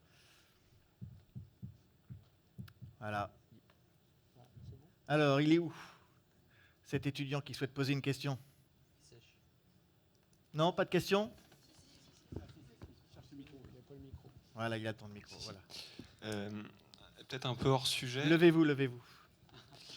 Voilà, merci. En fait, c'était en lien avec ce matin, avec les crises porcines, laitières qu'on a pu voir. Donc, les éleveurs cherchent à réduire leur coût de production. Est-ce que les nouveaux aliments, je pense à ceux proposés par le groupe Allmix, c'est pas aussi une façon d'augmenter leur coût de production et finalement, ils n'auraient peut-être pas forcément les moyens d'investir dans ce genre de nouvelles technologies? Bon, c'est une question qui s'adresse directement à Thomas Pavie, qui est un petit peu... Je pense qu'on pourra aussi partager Non, les points de vue. Non, une réponse. Si. Non, mais après, ce matin aussi, ce qui a été dit, je crois que c'est par M. Veil de Valorex, il a dit ce matin que si on cherchait uniquement à se placer sur le terrain de la compétition avec les Brésiliens, par le coût de production plus bas que chez plus bas, on faisait fausse route. Voilà. Donc il y a peut-être aussi à réfléchir, et ce matin, moi, c'est ça que j'ai trouvé riche dans le débat, il y a peut-être une réflexion à avoir aussi sur les modèles de production, les modèles de distribution, etc. quoi. Messieurs, merci de votre participation. Voilà, on a pris 5 ou 10 minutes de retard. Merci beaucoup, Gilles Salva, Thomas Pavie, Pascal Fourchon. Merci Alain. Alors, on va passer donc à la 4e table ronde. Des produits, des marques, un territoire. Le Made in France fait-il vendre? Attention Thomas, la France c'est le pays de la gastronomie. Est-ce qu'il faut rappeler que le pays produit 1 millier de variétés de fromage? La France est réputée pour ses produits et elle veut que cela se sache. Elle a réclamé et obtenu l'expérimentation d'un étiquetage pour la viande et les produits transformés. Un étiquetage pour indiquer l'origine géographique du produit. C'est vrai, nos produits sont de qualité, ils ont une réputation mondiale pour certains d'entre eux. Le Made in France est un atout pour la mondialisation, mais est-ce un atout suffisant? C'est la question à laquelle vont tenter de répondre nos invités, à commencer par Yves Odo. C'est le président d'Agro Mousquetaire Intermarché. Monsieur Odo, bienvenue. Yves de la Fouchardière, directeur général des fermiers de l'Oué. Allez-y, prenez place là-bas. Stéphane Gouin, enseignant marketing chez Agrocampus. Voilà, Stéphane va nous rejoindre. Il est suivi de Loïc Enaf, le président de Produits en Bretagne et également directeur général de la société Enaf, qui, elle, est mondialement connue, même sur la Lune, je crois. Et enfin, Patrick Charpentier, vice-président de Terra Lacta. 5e intervenant pour cette table ronde. Et le modérateur pour cette intervention, Yann Bessoul, du service économique et social de Ouest France. Yann, je te laisse le micro. 50 minutes d'intervention et on passera aux questions ensuite. Bonsoir. Vous m'entendez, non? Bonsoir. Ah, il n'est pas allumé ton... Ça va aller. Bonsoir à toutes et à tous. La semaine dernière, à Reims, se sont tenues les assises nationales du produire en France. À cette occasion-là, un sondage est paru dans la presse. 90% des Français souhaitent davantage de Made in France. Et d'ailleurs, au niveau européen, 70% de la population européenne souhaite davantage de produits, pas Made in France, mais on va dire de produits Made in Europe. Le Made in France, on en entend parler depuis quelque temps dans la presse, beaucoup dans la bouche des politiques aussi, parce que c'est porteur. Mais en fait, le Made in France, ça existe depuis pas mal de temps. Et souvent, le Made in France a démarré parce qu'il y avait des crises, parce qu'il y avait des problématiques. Donc on a des représentants du Made in France aujourd'hui. J'ai commencé par Yves de la Fouchardière, poulet de l'Oué. 1000 éleveurs, 28 millions de volailles, 25 millions de boîtes d'œufs, un des labels les plus connus en France. Je crois qu'au départ, il y avait aussi un besoin de ne pas perdre le poulet de l'Oué parmi le poulet industriel. C'est un peu ça qui a donné naissance à ce label. Oui, il y avait un marché très, très connu, très réputé, qui avait même d'ailleurs fait l'objet de textes de Racine, Scarron, une femme de La Fontaine, donc beaucoup de textes historiques qui parlaient de la qualité des volailles dans notre région. Et ce marché allait disparaître dans les années 50 avec la modernisation, la production de poulets industriels, qui étaient des poulets de 80 jours, 70 jours à l'époque, hein, qui petit à petit empêchaient la vente de nos productions traditionnelles. Et donc c'était un fait de résistance à un moment donné, donc au départ, et qui a initié. Alors il y a un truc que je vais d'abord dire au tout départ qui me paraît important, c'est que si on élevait nos poulets, c'est pas de votre faute, hein, à Ouest France, dans les conditions de température qu'il fait dans cette salle-là, je vous assure, je mets une non-conformité à l'éleveur qui élève les poulets dans ces conditions-là. Hein, et d'ailleurs, à cette heure-ci, les poulets ne seraient certainement pas dans le poulailler, ils seraient sortis dehors à l'ombre comme les hommes normaux aujourd'hui, quand il fait aussi chaud. Je suis désolé, c'était une parenthèse. Et donc ces producteurs ont essayé de protéger leur production et ils ont engagé un label local qui a été finalement qui a inspiré Pisani, qui était, je pense, le plus grand ministre de l'Agriculture, qui est mort il n'y a pas si longtemps, et qui, à côté de l'industrialisation de la Bretagne, puisqu'il a été en grande partie auteur de l'industrialisation de la Bretagne, il avait compris qu'il fallait aussi préserver quelque chose à côté. Et donc, de l'expérience de l'Oué, il en a fait... De l'Oué, on n'était pas les seuls. Hein, dans celui-là, il y avait des expériences similaires. Il en a fait le cahier des charges du label rouge, donc, qui, il faut le dire à tout le monde, ce matin, moi, je bouillais un peu. Le label rouge est l'appellation d'origine, et l'agriculture biologique. Aujourd'hui, le consommateur a une confiance énorme dans ces signes-là, et c'est normal. Parce que ce sont des cahiers des charges qui sont très complets. Ce matin, on a parlé de tas de petites choses qu'on peut rajouter qui sont très importantes, y compris le sans antibiotiques aujourd'hui, et en effet, avec un usage raisonné des antibiotiques, mais le label rouge va bien plus loin. On reviendra tout à l'heure de toute façon sur la problématique des labels, parce que c'est vrai, comme on l'a dit ce matin, on s'y perd un petit peu. Terra Lacta, Monsieur Patrick Charpentier, vous êtes le vice-président de cette coopérative, du lait de vache, du lait de chèvre. Vous êtes au départ dans le Poitou-Charentes, ensuite vous êtes un petit peu parti en Auvergne. Là aussi, c'était pour structurer la profession. C'était parce qu'au début, si j'ai bien lu votre histoire, vous transportiez du beurre à Paris dans des conditions très modernes pour l'époque, dans les années 30. Qu'est-ce qui a poussé à ce regroupement d'éleveurs sur ce territoire très particulier ? C'est un peu dans nos gènes, le Made in France, puisque le beurre Poitou-Charentes a été assez vite connu, mais ça remonte à très très loin. Et on a un peu oublié cette politique-là, il me semble, au cours des années 70-80, puisque l'ensemble de notre coopérative, on représente à peu près 2000 producteurs vaches et chèvres, et on collecte 800 millions de litres de lait de vache et 120 millions de litres de lait de chèvre. Et on s'est fait prendre au piège de la massification et des produits banaux non identifiés, ce qui nous a mis en grande difficulté il y a une dizaine d'années. Et on s'est remis avec nos propres gènes. On s'est rappelé de l'histoire du beurre Poitou-Charentes. Et on s'est restructuré de manière importante au niveau de la gouvernance et de la stratégie pour remettre sur les marchés des produits identifiés, made in France, mais aussi à nos territoires, que ce soit en lait UHT, en fromage frais, en chèvre, en produits frais. C'était la seule façon de s'en sortir ? Pour nous, ça a été la seule façon de s'en sortir, puisque des produits banaux ou des produits massifiés, il y en a toujours qui en font moins cher que nous, ici ou à l'extérieur. Et il faut aussi regarder l'évolution du consommateur de plus en plus. L'étude Crédoc que vous avez rappelé tout à l'heure le mentionnait. Près de 2 consommateurs sur 3 sont d'accord de mettre quelques centimes de plus pour avoir le produit qui vient de leur proximité. Et donc on a joué cette carte-là sur les différents produits de notre production. Et c'est plutôt réconfortant. Ça paye ? Ça permet d'exister, de continuer à exister, parce que sur les produits banaux, je pense qu'on n'existerait pas. Il y en a qui sont plus forts que nous. Et le consommateur aurait perdu confiance. Aujourd'hui, quand on lui présente du lait UHT qui vient de montagne ou qui est assimilé à une démarche de producteur, il accepte de payer quelques centimes de plus. Quand on lui présente des crèmes fraîches qui viennent de la région de Limousin sur la marque Les Failles, parce qu'il connaît Les Failles, parce qu'il connaît l'usine, parce qu'il est de cette région-là, parce qu'au niveau de la qualité, on a été obligé d'être en excellence au niveau de la qualité, eh bien, il sortira quelques centimes de plus. Et aujourd'hui, il faut qu'on déplace l'usine pour l'agrandir. Donc pour nous, c'est une réussite. Maintenant, quand on additionne ces différentes niches, je pourrais dire la même chose sur les fromages de chèvre. On a remis à nouveau une marque qui a une histoire dans le nord du département de Sèvres, qui s'appelle la marque Saint-Loup.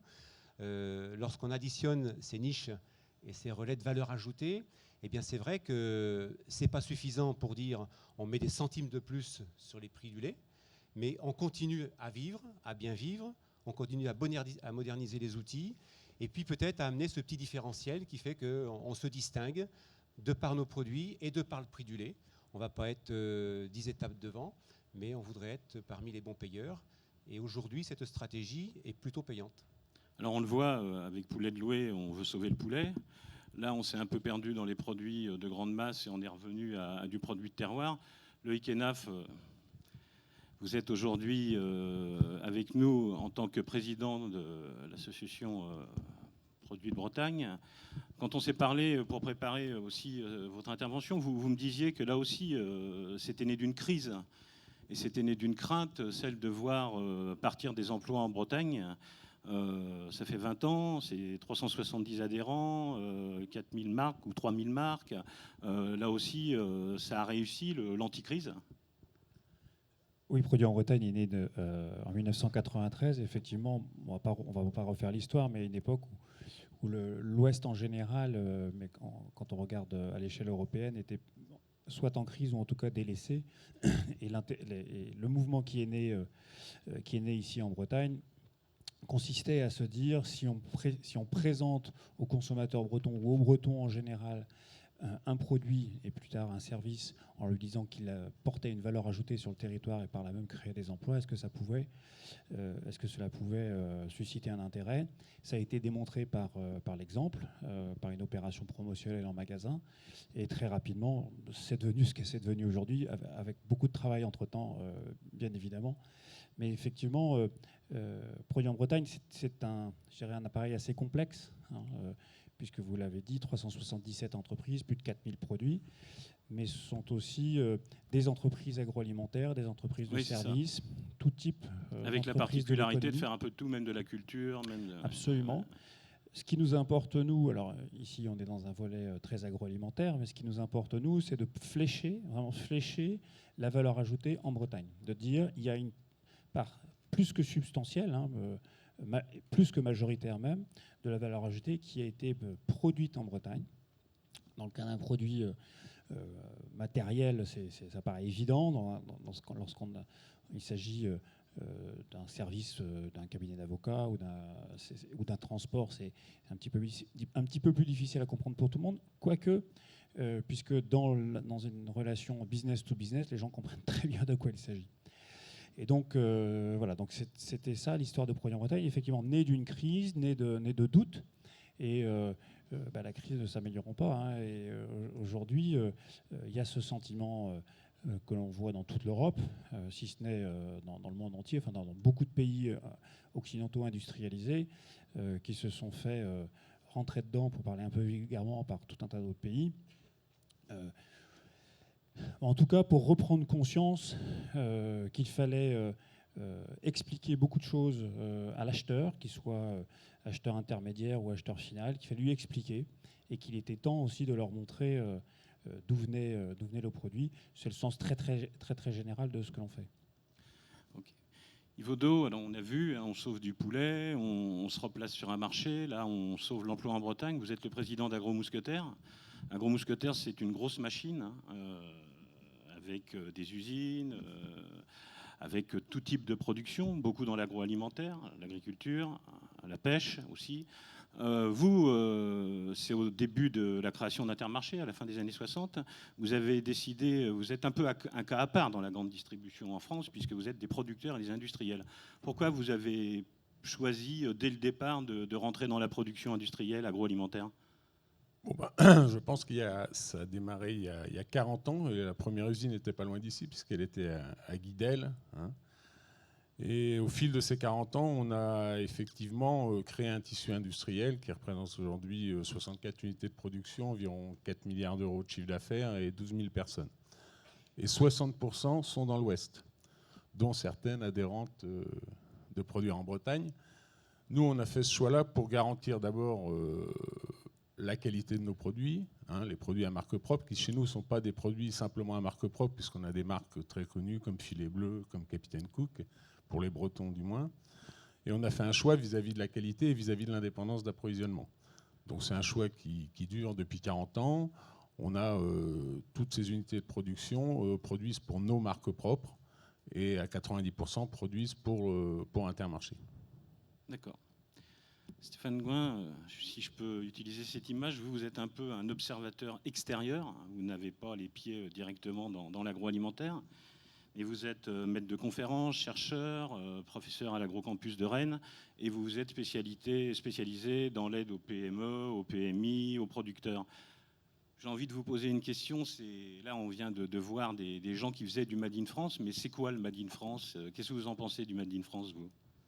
C'est une image que notre pays défend dans son savoir-faire et surtout le faire savoir par une très forte typicité qui est liée à son histoire, c'est-à-dire de grandes spécialités intra-régionales qui se sont ensuite interrégionalisées puis transnationalisées. C'est issu à l'origine des matières premières, de la disponibilité, l'histoire nous le montre, et ensuite du savoir-faire de l'homme et des échanges qui ont permis de faire une réputation française. Et on est un pays atypique de par le savoir-faire des fromages, de par le savoir-faire des produits carnés et produits végétaux. On pourrait prendre en revue quasiment le tout. Preuve en est, c'est que la France est le pays d'exception culturelle et un pays mondialement reconnu patrimoine de l'UNESCO dans sa cuisine et ses terroirs. Ça en dit long. On nous envie parce que je pense que c'est notre pays qui avons probablement été le plus loin dans la recherche gastronomique et qui a su utiliser la disponibilité de ces matières premières et le savoir-faire des hommes.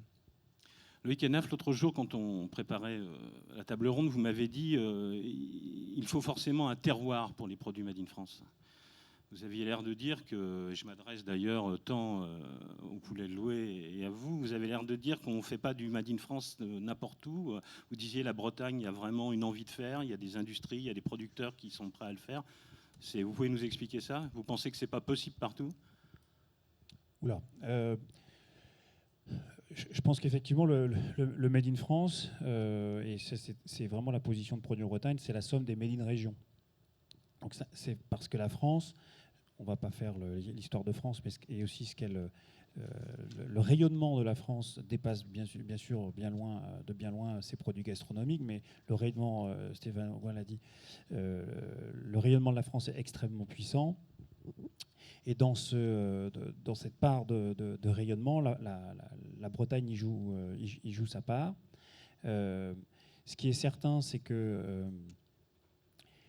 pour aujourd'hui défendre un produit, il faut bien sûr défendre un savoir-faire, il faut bien sûr défendre des matières premières, des qualités de matières premières, des qualités, je dirais, de la valeur ajoutée qu'on va y apporter, ce qu'on pourrait appeler autrefois le tour de main, enfin voilà, des produits.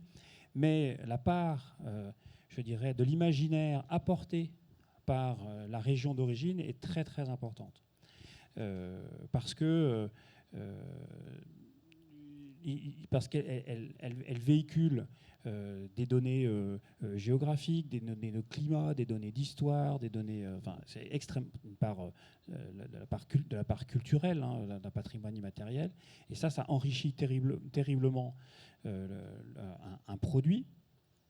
Et c'est ce pourquoi, effectivement, lorsqu'on promeut des produits français et par la même, ou des produits bretons, on vient injecter dans cette image qui est portée par les produits une quantité considérable de qualificatifs, d'images, et on a une chance extraordinaire en Bretagne, c'est qu'au global, le bilan est très très très positif.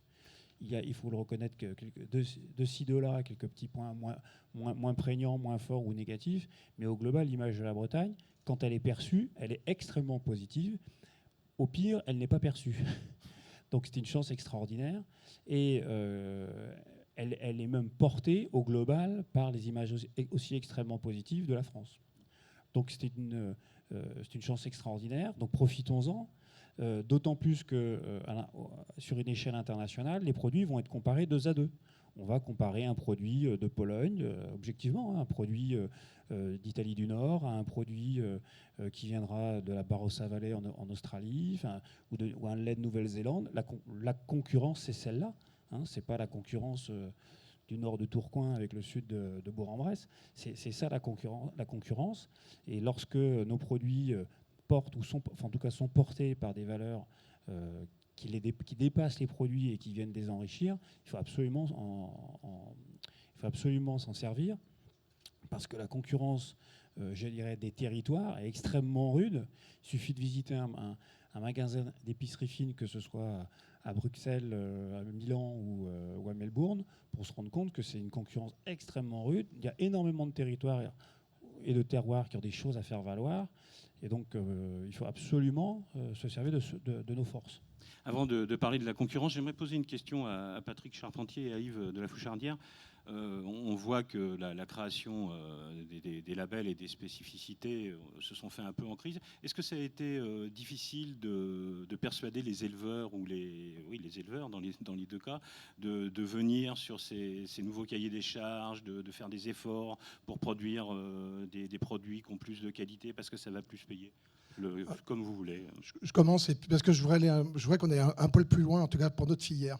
Parce que chez nous, il y a une liste d'attente de producteurs, parce que chez nous, les producteurs gagnent leur vie et que je n'ai pas de producteurs qui vont mal. Tout va bien. tout va bien, il n'y a pas de crise, tout va. Il y a des choses quotidiennes à régler, il n'y a pas de problème. Donc je veux absolument aller plus loin parce que j'ai le sentiment qu'on va passer à côté d'une partie du débat dans notre filière, puisque en fait le problème de la France, c'est qu'on apporte 40% de la volaille qui est consommée en France. Elle n'est pas importée par la GMS pour la consommation en GMS, puisqu'il y a très peu d'importation de la volaille qui est consommée par les consommateurs. Donc le Made in France, on va dire, ne concernera pas beaucoup la consommation directement par les consommateurs. Ça concerne la RHD, donc la consommation dans la restauration collective, donc où souvent les maires font un choix très différent de nos mères. Quand c'est ma mère qui choisit un poulet, elle choisit, quand c'est un poulet entier, un poulet label rouge, pour 60% des cas. Donc, quand c'est mon maire qui choisit un poulet, il choisit dans 3% un poulet label rouge. Et il n'y a que les bons maires qui le font. Hein. Après, ils font le repas des mères, mais voilà. Il y a un... Ils mettent du poulet de Louis. Il y a un article dans Ouest France, on voit que le truc est fait, mais le lendemain, c'est autre chose. D'accord ? Et puis après, il y a l'industrie. Donc, toute la viande de l'industrie qui rentre dans les plats cuisinés. Et l'enjeu de la réglementation des nouveaux textes qui arrivent, c'est l'industrie. C'est que l'industrie. Qu'est-ce qu'on met comme ingrédient dans les plats cuisinés ? Est-ce que les consommateurs sont prêts, une fois qu'on fait des plats cuisinés, à utiliser des origines françaises, non plus des origines d'importation ? Là, l'enjeu, il est énorme. Donc, il y a beaucoup d'emplois derrière. Pâté et Naf fait un très bon boulot depuis très très longtemps sur la qualité de leur production. Mais est-ce que tous les produits en Bretagne n'ont pas de produits d'importation ? Je n'en sais rien. Moi, je n'en sais rien.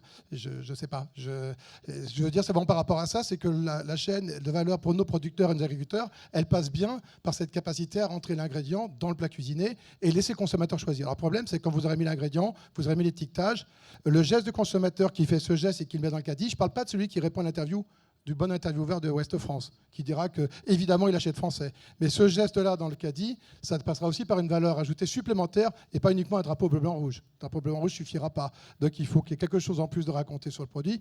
Il faut que voilà, c'est vraiment un tout, c'est pas une toute petite chose. La capacité à vendre de l'origine, ça marche. Donc on l'a prouvé. Je pense que je laisse la parole à mon collègue. Là, voilà. Vous avez devancé le débat là. Une réponse rapide parce qu'après je voudrais aussi... Les éleveurs, sans aucun doute, n'ont jamais été un frein.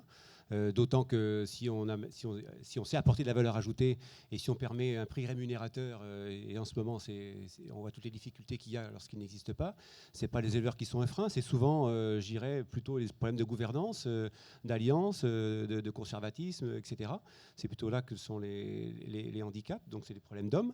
Mais dans les entreprises.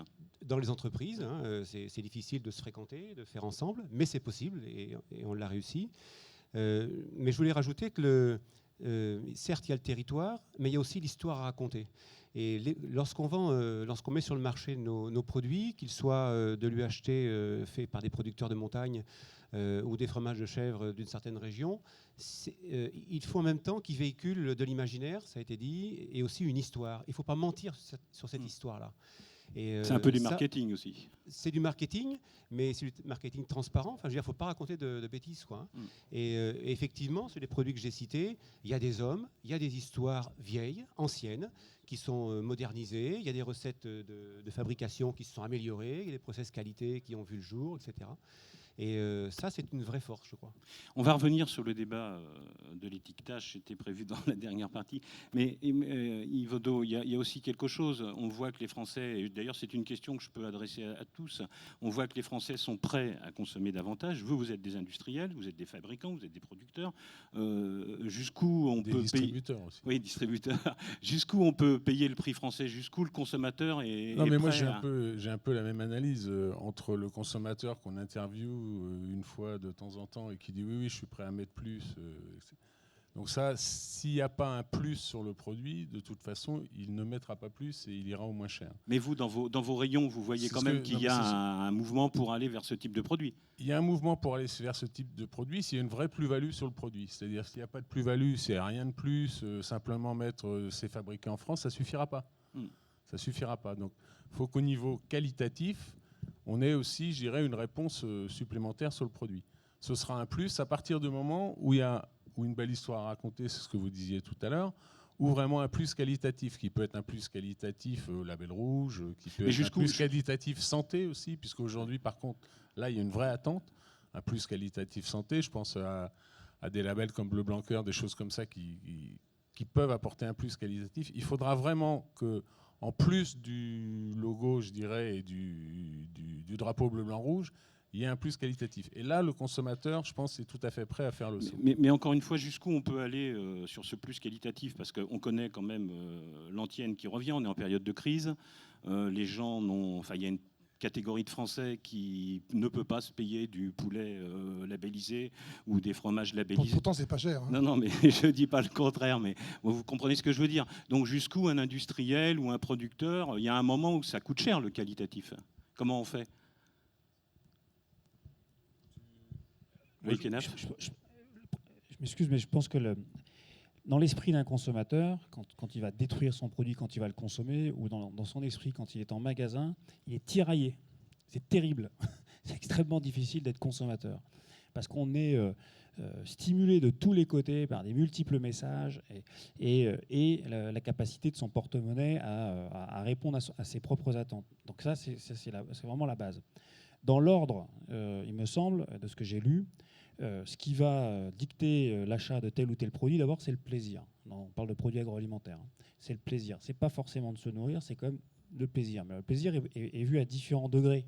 Hein. Il y a le plaisir de se nourrir déjà, et puis il y a mais c'est comme une attente de plaisir, de goût. Parce que c'est le cerveau reptilien qui, à un moment donné, nous dit plus c'est gras, plus c'est sucré, meilleur c'est, enfin, ce genre de choses. Bon. Donc c'est d'abord le plaisir. Et puis, il y a en deuxième niveau une attente qui est tout à fait identique et contradictoire de qualité et de prix. Et là, c'est là que ça devient encore plus compliqué. Non seulement on a envie de quelque chose, mais en plus, on a des attentes très très fortes de qualité, mais en même temps, on est retenu par on est retenu par le porte-monnaie, on est retenu par tout un tas de choses. Et donc, ça devient très difficile. Les attentes donc qu'on a citées, de santé, d'origine, etc., ne viennent qu'après. Ce n'est pas pour autant qu'elles ne sont pas importantes. Il faut juste les remettre à leur juste place. Dans le bon ordre. Dans le cas de produits en Bretagne, ce qu'on essaye d'apporter, d'abord, c'est surtout une garantie et de ne pas mentir. C'est de garantir une valeur ajoutée qui va satisfaire probablement l'esprit, au-delà du simple plaisir gustatif du produit ou de se nourrir. On va compléter ça. Et effectivement, et ça a été dit aussi, il ne faut surtout pas, vraiment surtout pas tromper le consommateur. La simple origine ne va pas suffire, etc., etc. Mais je voulais juste remettre dans l'ordre, c'est quand même d'avoir le plaisir, puis cette tyrannie du combat entre la qualité et le prix. Et l'origine viendra compléter. Et ce qu'il faut donc avant tout, c'est qu'un produit soit bon. C'est un peu une forme de conclusion. Il faut que le produit soit bon. Il faut qu'il respecte ses engagements. Et chaque allégation que l'on fait sur un emballage, quand même, c'est un engagement. Je m'engage à ce qu'il y ait une cerise, je m'engage à ce qu'il y ait ceci, je m'engage à ce qu'il y ait cela. Et aussi des engagements de prix. Et l'engagement de prix, il est porté par une marque. La marque se situe soit très haut, soit très bas, mais c'est la marque qui va porter l'engagement de prix. On voyait bien, enfin, on revient toujours aussi, alors il y a le problème de l'étiquetage, on va en parler, puisqu'à partir du 1er janvier 2017, la France a l'autorisation de la Commission européenne de tester un nouvel étiquetage sur certains produits. Stéphane Gouin, vous me disiez l'autre jour, vous avez l'impression qu'on ne va pas assez loin aujourd'hui, justement, en termes de reconnaissance, d'étiquetage, d'information, pour rebondir sur ce que dit, il ne faut pas tromper le consommateur. Disons qu'il faut remettre tout dans son contexte. Les Français mettent 58 minutes pour faire leur commission dans un hypermarché, 25 minutes dans un supermarché. Vous avez en gros 10 000 produits qui vous sont exposés. Vous en voyez à peu près 500. Quand je dis 500, vous les analysez à plus ou moins. Ça veut dire qu'à un moment donné, l'étiquette elle va jouer un rôle, puisque c'est quand même 7 Français sur 10 qui lisent des étiquettes, mais à partir de là, ils ne vont pas tout comprendre sur l'histoire, les ingrédients, la qualité, l'origine, etc. Donc qu'est-ce qu'il faut retenir autour de l'étiquette? C'est que déjà, c'est un support à la vente qui va informer à partir de la marque, qui va afficher une marque, qui va donner une image de marque et un service au consommateur. C'est le triptyque de la valeur ajoutée. Sachant que la marque va devoir développer une territorialité, une légitimité, une notoriété. Si vous n'avez pas ça, vous n'êtes pas une marque. On construit une marque, en gros, entre 7 et 10 ans. Donc vous avez déjà une ossature qui est fixée. Une fois que le consommateur qui fait ses courses va voir un ensemble de labels, c'est un symbole d'assurance et de réassurance, donc de confiance, mais 1 sur 2 juge qu'il y en a de trop. Alors c'est un paradoxe, ça veut dire qu'il y a une dissonance. Ils veulent de l'info, mais pas trop d'informations. Ils veulent de la qualité, et Loïc a parfaitement raison. 1, c'est le plaisir, 2, c'est le prix, 3, c'est l'origine. Le triptyque qui va donner l'acte d'achat d'un consommateur. Après, tout dépend si l'on se situe dans un type de produit lié au plaisir ou un achat basique. Il est clair que de la charcuterie n'aura pas le même symbole ni de plaisir que, on va dire, qu'un kilo de sucre ou qu'un kilo de farine. Donc, lorsqu'on a dit ça, ça veut dire que l'étiquetage et l'étiquetage INCO permet de donner des informations, mais si vous commencez à questionner les consommateurs, entre les glucides, les lipides, les produits, il ne connaît pas nécessairement tout cela. Vous lui posez la question, même dans la salle, combien de rations kilocaloriques il faut journalièrement à quelqu'un, je suis sûr que vous auriez un petit peu de tout, un écart type très élevé. Donc ça veut dire que le consommateur en veut parce que ça lui donne de la confiance, mais ne sait pas toujours lire ni interpréter. Donc c'est l'image, c'est l'histoire et c'est toute la symbolique. Donc c'est la marque qui va redonner tout cet ensemble d'informations, l'image de marque et le service au client. Et quand on a dit ça, c'est le prix qui va le guider et son instinct. Yvaudot, vous aussi, vous pensez que l'étiquetage, on doit faire des efforts pour le renforcer? Ah oui, je pense, mais il faut pas non plus, c'est ce que vous disiez tout de suite, il ne faut pas qu'il y ait trop de labels, trop d'étiquetage, parce que là, le client, il s'en sort plus du tout. Mais sur l'expérimentation qui va être faite, nous, on était tout à fait pour, au moins, c'est quelque chose de clair, quoi. Parce qu'aujourd'hui, on voit des drapeaux français sur des produits transformés en France, mais pas produits en France. Il y a du drapeau français un peu partout et le client, il ne peut pas s'y retrouver. Donc il faudrait au moins que là-dessus, ce soit clair. C'est le cas dans la charcuterie, né, élevé, tué, oui, abattu, transformé. Il faut que ce soit assez clair. Et aujourd'hui, pour que le client s'y retrouve, il faut qu'il y ait une simplification à ce niveau-là. Et je suis d'accord à ce que vous disiez, il y a très peu de clients qui vont jusqu'aux glucides. Bon, ça, c'est vraiment un peu spécifique et les gens se renseignent après sur du Nutri-Santé ou des choses comme ça. Mais il faut vraiment que l'étiquetage de base soit très clair. Sans multiplication de labels, il ne faut pas qu'il y en ait trop non plus parce que ça nuit, je dirais, ça nuit à la lisibilité du produit. Voilà. Mais sur le, on peut l'appeler le Made in France, clair, net et précis, qui soit bien le même pour tout le monde et qui obéisse aux mêmes règles, je pense que ça, c'est important. Ouais. Oui, de manière un peu bizarre, moi, depuis 20 ans que je suis alloué, l'étiquetage est plutôt moins informatif qu'il était à l'époque. On a besoin de moins expliquer de choses puisque le niveau de confiance est très élevé. Et on arrive même à faire des campagnes de publicité où on n'a même plus le produit. Que je peux vous en montrer une, la dernière. Il n'y a plus le produit. Mais vous avez un poulet dessus quand même. Ah oui, il y a un poulet, il n'y a plus le produit. Vous voyez qu'il n'y a pas le produit là, donc on va arriver à vendre des poulets sans poulet. Bah, avec des poulets quand même. Hein, non, mais juste pour préciser, le degré de confiance du consommateur, ça se construit sur la durée. Il faut beaucoup de temps. Et la confiance, elle passe réellement par la capacité à faire ce qu'on a dit et à pouvoir le montrer. On a reçu cet été peut-être encore 200 consommateurs qui sont venus visiter les élevages spontanément et qu'on accueille bien volontiers parce que finalement, s'ils venaient voir un élevage, même si ça prend une demi-journée d'un technicien pour 3 personnes, c'est pas grave. Ce qui est important, c'est qu'ils puissent venir voir par eux-mêmes et constater par eux-mêmes que ce qu'on dit, c'est vrai. Et ça, c'est quelque chose de très important. Je pense que dans le futur, il faudra encore plus travailler là-dessus. Mais peut-être que le consommateur aujourd'hui, au-delà de certains taux de mots difficiles à dire, ce qu'il a aussi besoin de savoir, c'est ce que vous disiez, c'est-à-dire où a été élevé l'animal, où est-ce qu'il a été abattu, quand il a été transformé. On sait quand même, quand on parle de qualité nutritionnelle, il y a aussi ça derrière. On a besoin de ce type d'information-là. C'est la marque et l'appartenance au territoire qui raconte ça. Ouais. Et la confiance qu'aura le consommateur, elle va se faire dans le temps. Enfin, ça a été répété plusieurs fois et on le vérifie, nous, au quotidien. Il faudra du temps pour que la marque, sur tel et tel produit, fasse sa place.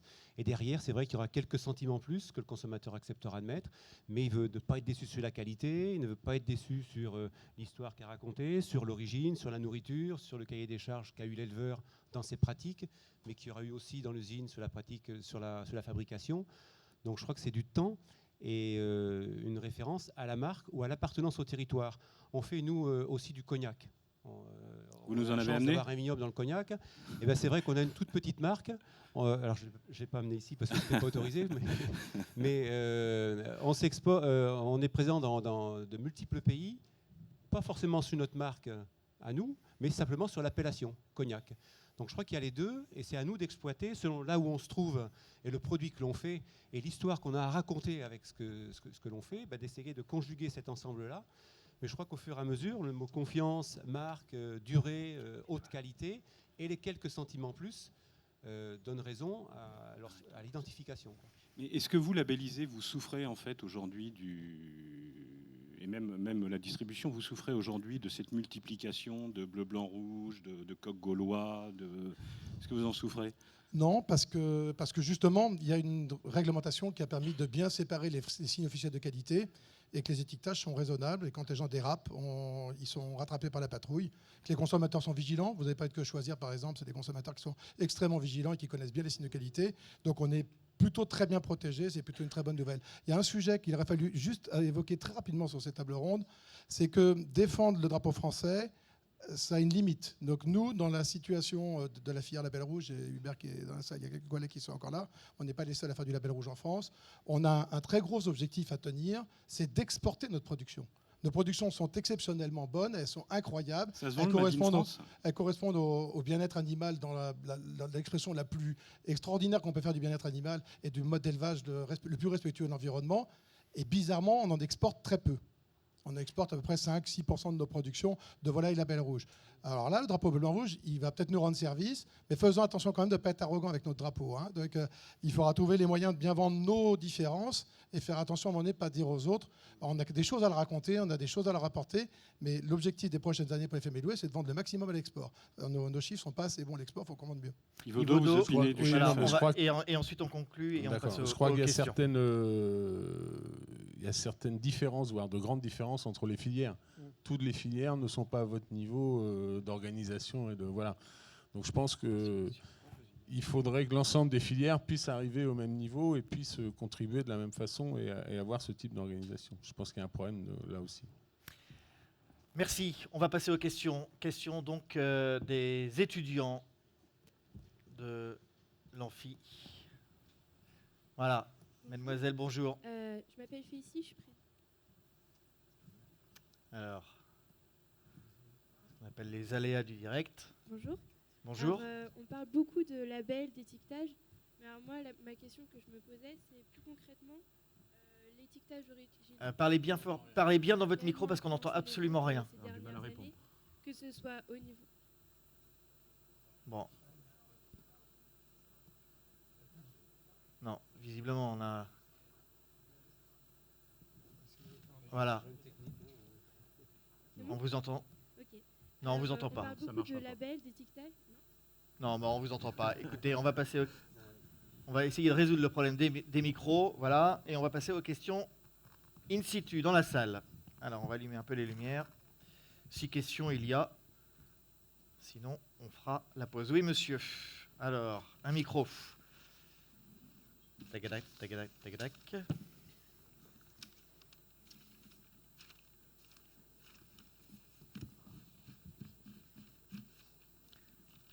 Oui, donc à nouveau, Georges Aouen, donc je suis intervenu ce matin, je suis donc, producteur laitier, et je ne dénigre surtout pas tout ce qui vient d'être dit, puisque ce sont des conditions d'accès à un marché qui viennent d'être très clairement présentées, et on s'aperçoit bien qu'il y a un fort travail sur le packaging et l'approche marché qui vient d'être détaillée, mais malheureusement, on est relativement loin de l'innovation produit.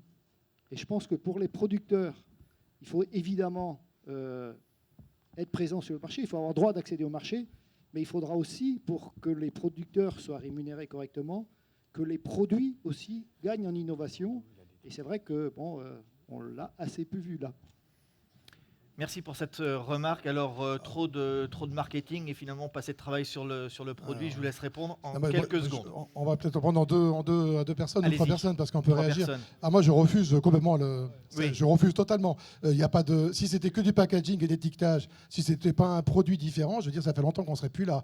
Et je refuse l'idée que ce soit pas des produits innovants. Pourtant, la plupart des volailles de louer et les œufs sont mangés en entier, en volailles juste découpées. Et pourtant, par rapport aux attentes de la société, l'innovation, c'est pas automatiquement un plus produit qui arrive. Par rapport aux attentes de la société, on se rend compte, on va parler de démédicalisation, donc la phytothérapie à louer, ça fait 20 ans qu'on fait de la phytothérapie. Donc pour retirer les anticoccidiens, retirer tout un certain nombre de molécules, toutes ces choses-là, ces questions de la société, peuvent être répondues par des produits qui ne sont pas automatiquement des produits très élaborés, mais des produits quelquefois juste natifs, comme disait le professeur Rekia. Et moi j'affirme que si on avait fait que du marketing, que de l'étiquetage, et qu'il n'y avait pas eu un vrai produit derrière, et un produit qui répond aux attentes de la société d'aujourd'hui, qui sont le bien et pas uniquement le bon, donc on n'a pas le temps de rentrer dans le détail, on n'existerait plus depuis longtemps. Je vais juste vous donner un exemple, parce que vous parlez du lait en plus, c'est intéressant. On a la laiterie Saint-Père qui est à Saint-Père-en-Retz, qui travaille avec 500 producteurs qui sont dans la région de Nantes. Et on a une cellule R&D, recherche et développement, et on vient de lancer un dessert qui s'appelle le dessert détox. C'est des yaourts avec des niveaux de sucre qui vont de 60 à 20%. Et ça a été lancé sur le marché. Et effectivement, ça, c'est de l'innovation, et ça, c'est des choses qui peuvent apporter de la valeur ajoutée. Et en plus, là, on a de la chance parce que ça fonctionne auprès des consommateurs. Mais donc, je pense que dans toutes les entreprises qui sont autour de la table, la recherche et on va faire le tour et puis on va. Ouais. Et on va je pense que vous conclure. avez posé une bonne question, parce qu'ils ont tous envie de répondre. Stéphane Gouin. L'innovation peut être intrinsèque, et là, effectivement, c'est à partir de la matière première, les conditions d'élevage, etc. Je pense que Intermarché vient de donner un très bon exemple avec son positionnement détox. Elle peut être extrinsèque, donc là, c'est tout ce qui englobe le produit avec son emballage. L'usage est là symbolique. Donc, lorsque on a traité plus ou moins cette question, elle est transversale et puis elle est subliminale. L'innovation, elle n'est pas qu'au degré de la transformation, elle est aussi intrinsèque, elle peut être aussi par la technique, la technologie et les hommes. Elle est sur toute la chaîne. Hein. Je pense que s'il n'y avait pas d'innovation, on ne serait pas là. Hein. Ouais. Moi, je voulais juste sauver le marketing parce que là, il s'est fait massacrer. Non, il ne s'est pas fait massacrer, il a été complété. Je voulais juste rappeler que le marketing, c'est donner du sens. C'est tout. Donner et exprimer du sens. Donc, si la boîte est vide, il n'y aura rien à exprimer. Donc, voilà. Donc, évidemment, la question des origines est un des axes. Et bien évidemment, l'innovation, c'est le quotidien de toute l'industrie agroalimentaire. Messieurs, merci. C'est la fin de cette table ronde et de vos interventions très intéressantes. On aurait pu continuer comme ça longtemps. Malheureusement, toutes les bonnes choses ont une fin. Je vous propose de faire une pause. On se retrouve d'ici une petite demi-heure pour la 5e table ronde et pour la clôture de ces assises Terre 2016. Merci et à tout à l'heure.